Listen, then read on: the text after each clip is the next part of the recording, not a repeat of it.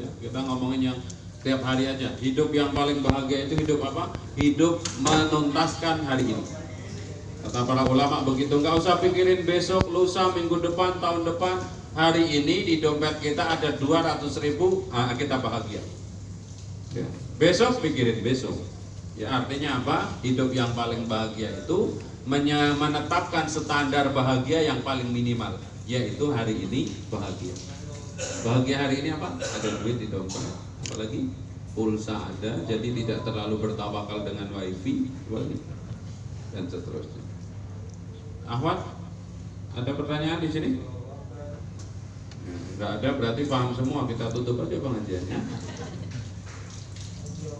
Baik, kita lanjutkan. Coba catatan terakhir kita. Kan sudah setahun yang lalu ya, tetap enggak ya?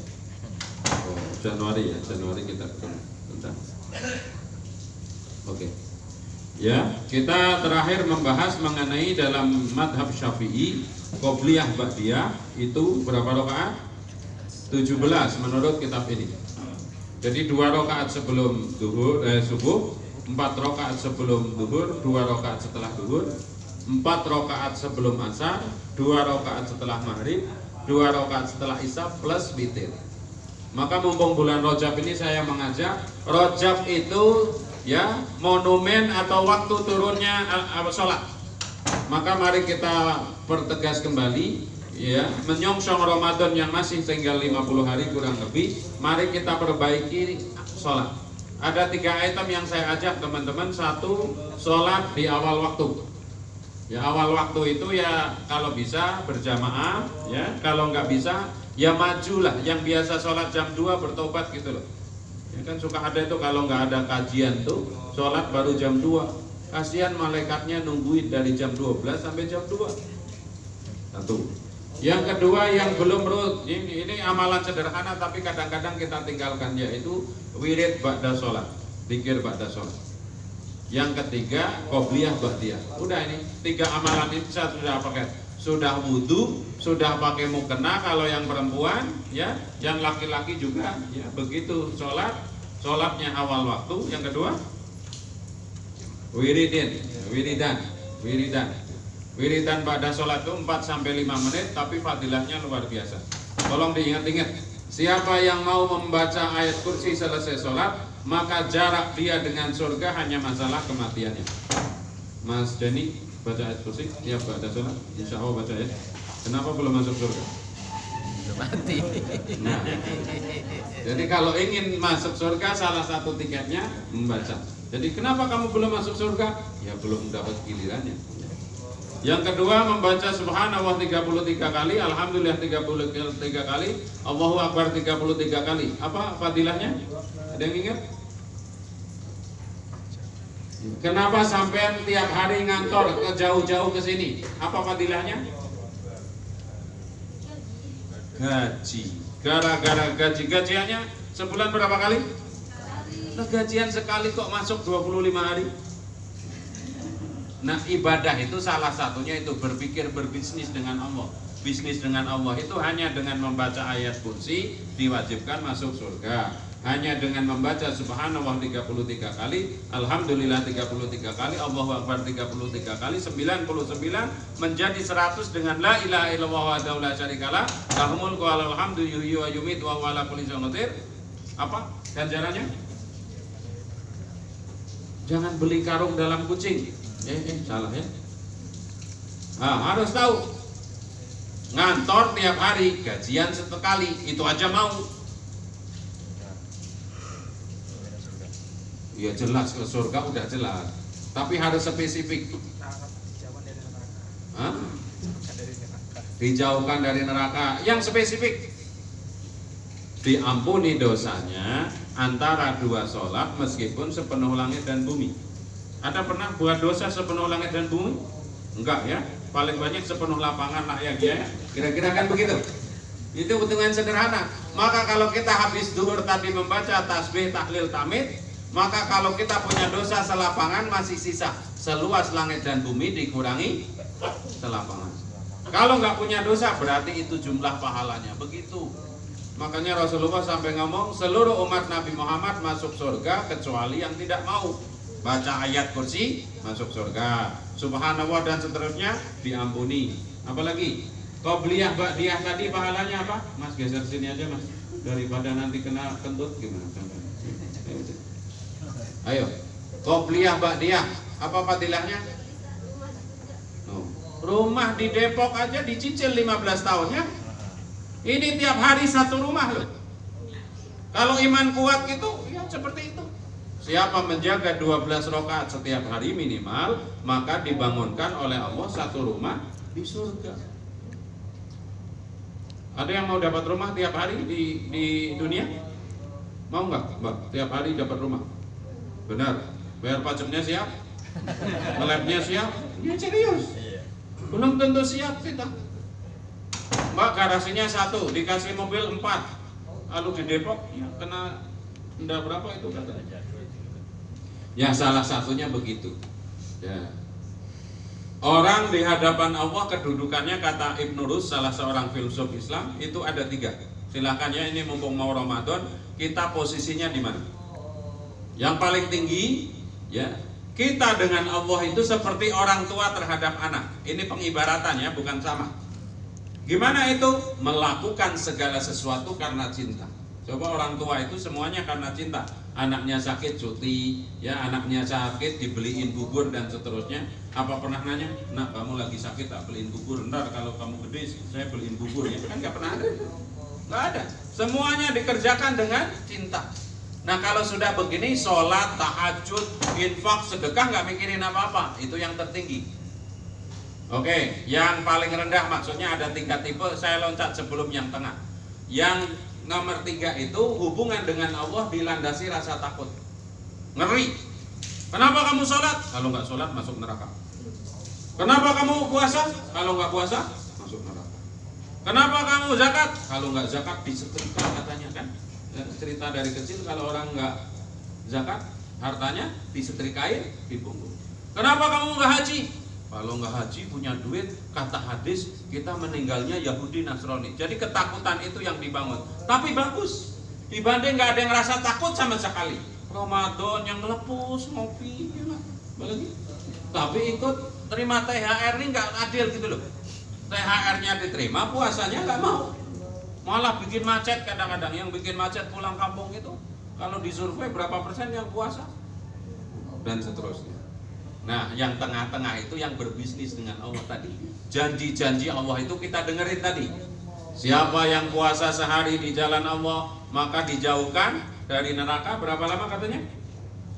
70 tahun dari ya neraka. Makanya bab puasa Rajab, saya kalau ditanya dalilnya umum. Tidak ada yang boleh melarang puasa di bulan Rajab. Kalau amalan khusus puasa Rajab memang diperdebatkan. Tapi apakah orang boleh puasa di bulan Rajab? Dalilnya umum. Nabi menganjurkan untuk puasa di bulan-bulan haram. Bulan haram ada 4. 1 bulan Rajab, 2 Rajab, 3 Rajab, 4 Rajab. Ulangi, 1 bulan Rajab, 2 Ramadan, enggak? Dzulqa'dah terus terus Dzulqa'dah, habis Dzulqa'dah Dzulhijjah, habis Dzulhijjah Muharram. Nah di bulan 4 ini adalah Ibnu Umar, anaknya Sayyidina Umar bin Khattab, puasa 4 bulan ini. Jadi beliau itu puasa 5 bulan setahun. Ramadan, ya Rajab, Dzulhijjah, ya. Meskipun kata ulama makruh, tapi ada contohnya. Al-Imam Hasan Al-Basri juga seperti itu. 1, saya ulang ya, kedudukan kita di hadapan Allah. 1, kedudukan sebagai orang tua terhadap anak. Jadi cinta aja yang timbul. Makanya ada cerita Robiah Al-Adawiyah, ya Allah kalau saya sholat ini karena ingin dapat surga, mendingan nggak usah masukin surga saya. Ya, kalau saya ini ingin masuk surga dan seterusnya. Dan ini cinta. Kalau udah cinta katanya gimana kata peribahasa? Tai kambing rasa apa? Udah pernah makan? Saya belum pernah. Ya. Kurang percaya saya karena belum pernah nyobain. Karena cinta kan begitu. Hitam katanya hitam. Hitam manis. Ya, kalau manisnya hilang, hitamnya. Ya yang kedua itu yang berbisnis dengan Allah. Latihan di sini loh. Bisnis itu kan modalnya sedikit, dapatnya sah. Kenapa kamu puasa sehari? Saya ingin dijauhkan dari neraka 70 tahun. Kenapa kamu puasa 3 hari? Puasa 1 hari dibalas oleh 10 hari, maka saya puasa 3 hari seperti puasa seperti itu. Kenapa kamu puasa 6 hari di bulan Syawal? Janji Rasulullah, siapa yang puasa sebulan di bulan Ramadan ditambah 6 hari di bulan Syawal, maka seperti puasa sepanjang tahun. Nah itu bisnisnya sama Allah pasti untung. Kalau bisnis dengan yang lain-lainnya, wallahu a'lam bishawab. Baik, ya. Belum ada pertanyaan? Kalau tidak ada, saya lanjutkan. Akhwat, kalau saya nanya kan nanti jadi mengingat-ingat pelajaran lama. Oke, mas-mas nih yang berbuat musyrik, bersandar kepada selain Allah, ini bahasa Arabnya musyrik ya. Kalau mandi mau Jumat, mau mandi junub dan seterusnya, rukun mandi masih ingat rukun mandi berapa? 2. 1 niat, 2 meratakan air ke seluruh tubuh. Alhamdulillah masih ada yang nyangkut. Padahal tak tanya-tanya terus. Mbak, rukun wudu ada berapa? Halo, wudu tiap hari. Pancasila ada berapa? 5. Rukun Islam? Rukun wudu? Udah diulang-ulang loh, udah kelewat kitabnya. 6. 1 niat, 2 membasuh muka, 3 membasuh tangan sampai sikut, 4 mengusap sebagian kepala, 5 membasuh kaki sampai mata kaki, 6 tertib. Dalilnya surat Al-Maidah ayat 6. Jangan hanya ingat Al-Maidah ayat 51 ya, demo, tapi Al-Maidah ayat 6 lupa. Baik, kita lanjutkan sekarang ya, kemarin terakhir ya.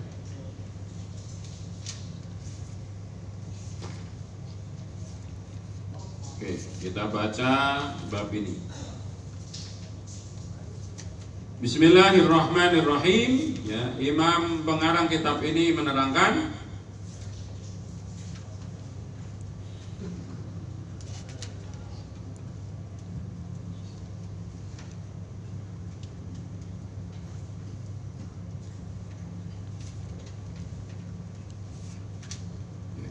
faslun wal matruku minas sholat, dan apa yang tertinggal dari sholat, kata kitab ini, itu salah satu asya. Lagi ngomongin kita lagi sholat, kemudian di dalam yang sholat itu ada yang ketinggalan, bisa jadi lupa atau apa. Itu dikategorikan menjadi 3. Yang pertama fardun wa sunatun wa hayatun. Jadi kalau kita lagi sholat, itu bisa terlewat, itu dikategorikan oleh ulama fikih 3. 1 berupa fardu, 2 sunnah, 3 hay'ah. Kalau kita belajar ilmu fikih, fardu itu rukun. Jadi gerakan ataupun ucapan sholat yang masuk kategori hukumnya rukun. Nah sekarang mumpung ingat, mbak-mbak dulu, nanti dibantu mas-masnya. Rukun sholat berapa mbak?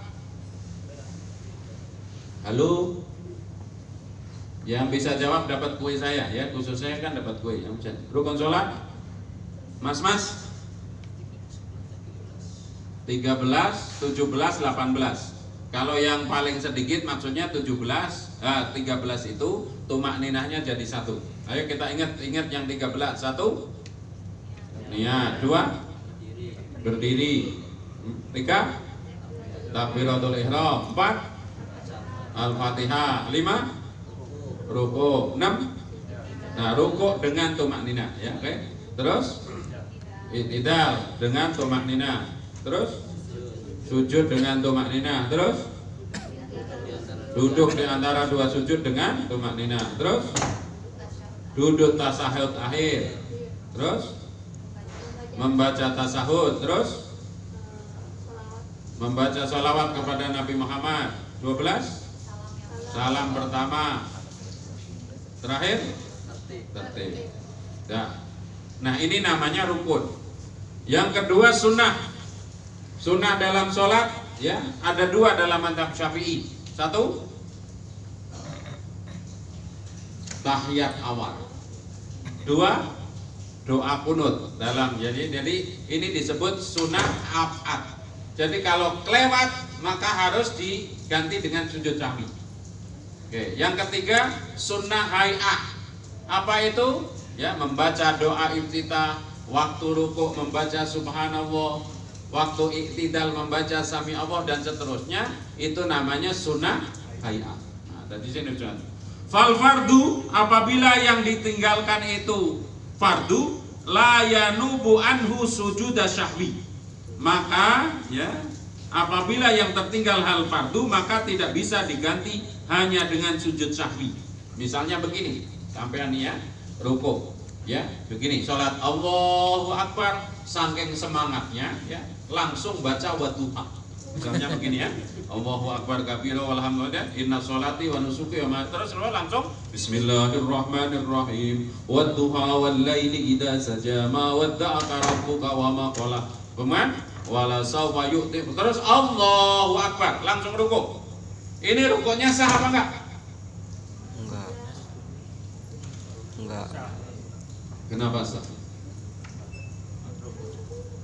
Ya, maksudnya ini tanpa Fatihah orang rukuk, sah atau enggak? Enggak. Jadi harus gimana lagi?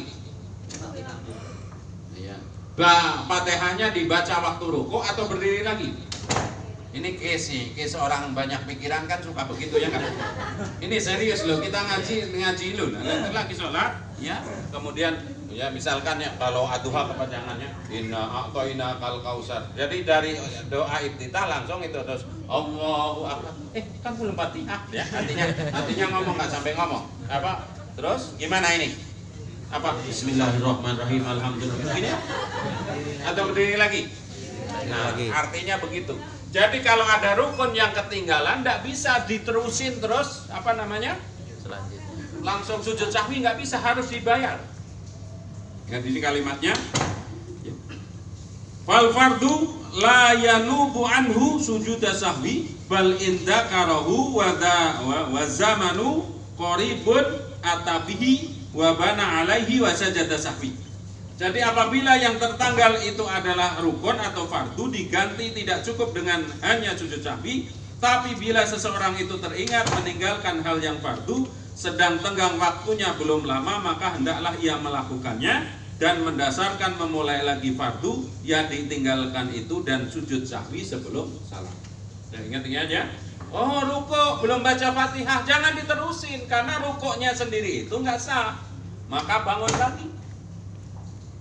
Ya, sujud baru sekali udah berdiri. Misalkan suka ada itu kepikiran banyak banget, target nggak kecapai, email belum sampai ya kak, Allahu Akbar, Allahu Akbar, lah kan belum sujud lagi, gimana? Ya, sujud lagi, dibayar gitu. Ya, termasuk kadang-kadang ya yang sering terjadi ini 4 rakaat atau 3 ya, gimana itu? Tidak bisa langsung sujud sahwi, harus ragu-ragu itu mendekat kepada yang sedikit 3 gitu. Bangun, udah lebih baik sholat 5 rakaat daripada 3. Tapi kalau ada orang setiap sholat itu mohon maaf selalu sujud sahwi, itu perlu diruqyah. Serius, itu ada masalah dengan was-wasnya. Tapi kalau sebulan sekali 2 kali masuk. Kalau rutin tiap hari dikit-dikit sujud sahwi, nah itu benar-benar ada jin ifritnya itu ya. Kita lanjutkan ya.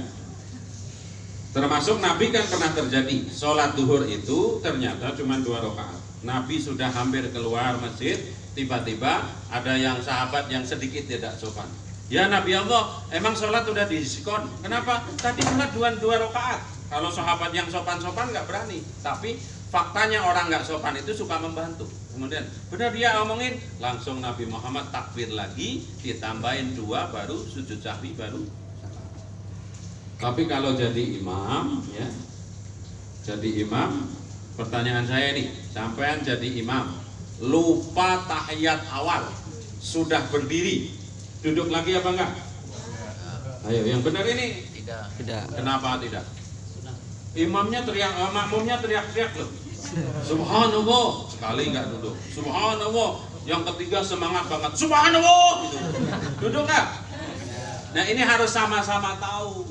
Jangan sampai imamnya kemudian ngeper gitu ya. Subhanallah, ya udah kita duduk. Kenapa? Karena rukun sudah ditegakkan, nggak boleh balik lagi. Kecuali tadi sebagai orang yang bermadzhab Syafi'i lupa kunut, ya terusin aja. Jangan udah sujud, subhanallah, balik lagi, Allahumma hdini fiman hadait, bukan. Ya. Kita lanjutkan. Wasunnatu, dan kalau yang ditinggalkan itu sunnah, la ya'udu ilaiha ba'da talabisu bil fardi. Apabila yang ditinggalkan itu sunnah abad, maka tidak perlu kembali mengulanginya setelah melakukan tadi fardu sesudahnya. Tadi contoh ya, kita lupa tahiyat awal kemudian sudah berdiri maka lanjutkan saja. Tetapi ditutupi dengan sujud sahwi. Wal hayatu, dan adapun sunnah hayat seperti membaca tasbih, membaca sami Allahu liman hamidah dan seterusnya, maka seseorang tidak perlu kembali untuk mengulang setelah meninggalkannya dan tidak perlu sujud sahwi. Misalkan ya, rukuk Allahu Akbar, ya langsung bangun. Sami Allah, pokoknya bacaan-bacaan itu semuanya adalah termasuk tadi, nggak baca iftitah, nggak usah diulang, nggak usah sujud sahwi. Makanya kita harus tahu ya, sekali lagi sunnah itu ada sunnah abad, ada sunnah hayat. Tabelnya ada ya, mudah-mudahan. Mungkin itu ya pengulang hari ini. Sekali lagi, awalu ma yuhasabu indal abdi bi yaumal qiyamah as-salat. Maka saya sangat concern mengingatkan bagaimana kualitas sholat itu sempurna. Nah, sholat itu ada dua pendahuluan. Yang pertama syarat wajib, yang kedua syarat sah. Udah kita bahas. Yang wajib sholat itu siapa? Orang Islam sudah balik, akalnya sehat. Selama akalnya sehat, wajib sholat. Ditanya, mau duit 1 juta apa 20 juta? Sekali dia menjawab 20 juta, mau bisa bangun, bisa tidak, wajib sholat. Misalnya ada laki-laki tanya, Mbah, ini udah tua banget, cakapan Raisa apa Ponorimbang, yuk Raisa, tetap sholat. Jadi kalau ada orang seperti itu tetap sholat meskipun hakikatnya lumpuh. Tapi kalau ditanya mau makan di warung sederhana atau warung dekat comberan, comberan aja, nah itu boleh nggak sholat. Kamu mau mobil Ignis, ya? Ada yang mobil Ignis ya, pakai gin ya, Ignis, atau mau apa namanya? Apa namanya yang itu? Expander, jangan Alfa. Ignis apa Expander? Bace, jawabnya bace, baru boleh nggak sholat. Baik, silakan ada pertanyaan. Kalau nggak ada kita tutup, udah paham semua ya. Ya Mbak.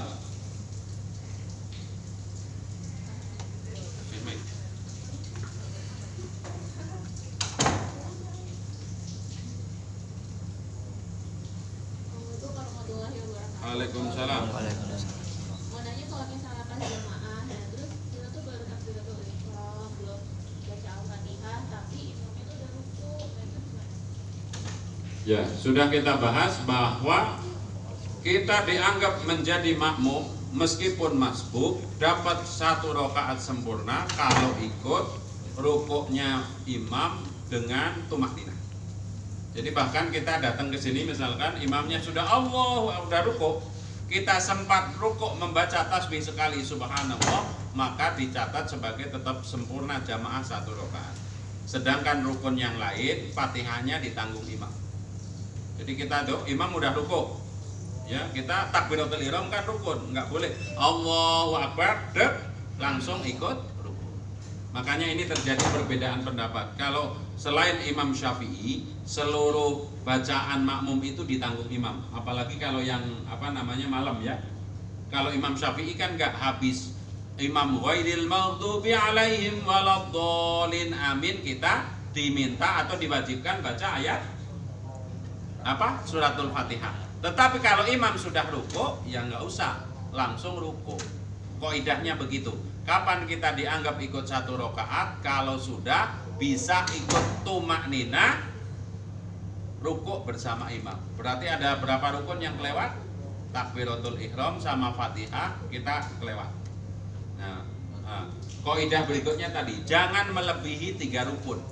Jadi kalau sudah takbiratul ihram berdiri, kemudian Fatihah, ya, rukuk. Ya, kalau kita udah imamnya udah sami Allah, ya nggak berhitung. Tinggal kita mengikuti aja, itu bukan dari 1 rakaat sempurna. Jadi nggak usah baca Fatihah. Nanti takut kita nggak kebagian rukuknya imam. Baik, ada yang lain? Ya Mbak. Salam. Saya mau meneruskan yang ini juga Mbak ya, kalau di sholat jamaah jadi kita masih suka bingung itu kalau terakhir itu kan misalnya udah lewat kita kurang 1 rakaat atau 2 rakaat itu kan kalau yang 2 rakaat gampang ikutinnya ya, kalau 4 dalam waktu 4 rakaat. Tapi kalau misalnya tinggal 1 rakaat itu kalau misalnya sunat terakhir itu kita harus gimana lagi ikut baca tahiyat akhirnya itu kadang-kadang ikutin harus tidak enggak itu. Baik, contohnya sholat maghrib ya. Sholat maghrib kita ikut imam rakaat terakhir. Mau tidak mau untuk kesempurnaan kita, karena tadi jamaahnya batal, kita tetap harus tiap rakaat berarti tahiyat awal. Saya ulangi ya. Waktu rakaat pertama kita ikut imam, kita ikut tahiyat, tapi tidak dihitungnya bukan tahiyat awal juga, karena kita itu hanya ittiba gerakannya imam. Sedangkan umumnya tahiyat awal itu di rakaat kedua. Maka kita bangun ya melanjutkan rakaat kedua. Habis itu tahiyat awal. Karena setelah imam selesai itu kita kan udah munfaridan. Ya, jamaahnya udah terputus, tinggal kita itu melanjutkan kekurangannya. Nah, di zaman Nabi itu ternyata ada loh yang begini. Udah telat, ya. Nabi Muhammad lagi tahiyat akhir itu dia ngejar, paham nggak? Saya ulangi. Jadi dia terakhir, terus terus ikut duduk terakhir. Kemudian imam salam, ikut salam. Ternyata sahabat Nabi ada yang begitu. Sampai akhirnya dibetulkan oleh sahabat, kalau masbuk bukan begitu. Tunggu dulu salam, baru tuntasin. Ya, kita waktu kecil pernah ngalamin begitu nggak? Ya saya juga begitu dulu ngejar gitu ya, belum tahu ilmunya, ya nggak? Terakhir, jadi berarti kalau maghrib ya bukan terpaksa, berarti kaifiyatnya selama 3 rakaat itu kita tahiyat terus. Tahiyat yang pertama ikut imam, tapi belum dihitung sebagai tahiyat awalnya kita. Rakaat kedua tahiyat awal, berdiri baru tahiyat akhir sampai tuntas salam, begitu. Baik. Ikut gerakannya bacaan juga baca ya? Ya, cuma ikut gerakannya imam atau ikut membaca juga? Yang mana? Yang pas tahiyat itu tadi. Tahiyat, ya baca, duduk ya ikut. Kan seluruh pekerjaan imam, cuman karena kita itu berhenti.